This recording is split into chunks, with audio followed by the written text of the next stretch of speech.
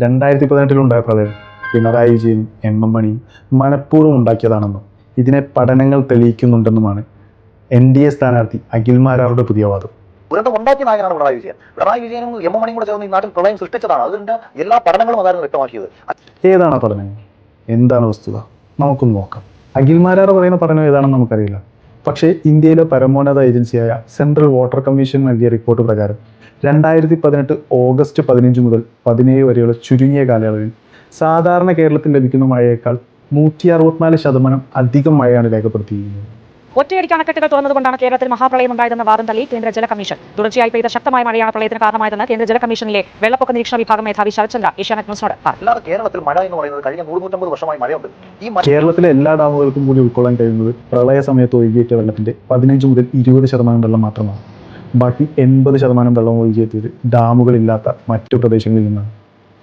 ഇനി മാരാരോടൊരു ചോദ്യം: ഡാമുകൾ തുറന്നുവിട്ടതാണ് പ്രളയത്തിന് കാരണമെങ്കിൽ ഡാമുകളില്ലാത്ത വയനാട്ടിലും മലപ്പുറത്തും ഒക്കെ എങ്ങനെയാണ് പ്രളയം ഉണ്ടായത്? അതും മുഖ്യമന്ത്രി കൊണ്ടുപോയി ബക്കറ്റിൽ വെള്ളം ഒഴിച്ചുണ്ടാക്കിയതാണോ? ശാസ്ത്രീയമായി കാണേണ്ട കാര്യങ്ങളെ രാഷ്ട്രീയത്തിനും ബാധിച്ച കണ്ണുകൾ കൊണ്ട് കണ്ടാൽ ഇതാണ് അവസ്ഥ. ഇനി അടുത്ത ആരോപണം പ്രളയ ഫണ്ടിന്റെ ഡീറ്റെയിൽസ് വെബ്സൈറ്റിൽ ലഭ്യമാക്കിയില്ല എന്നാണ്.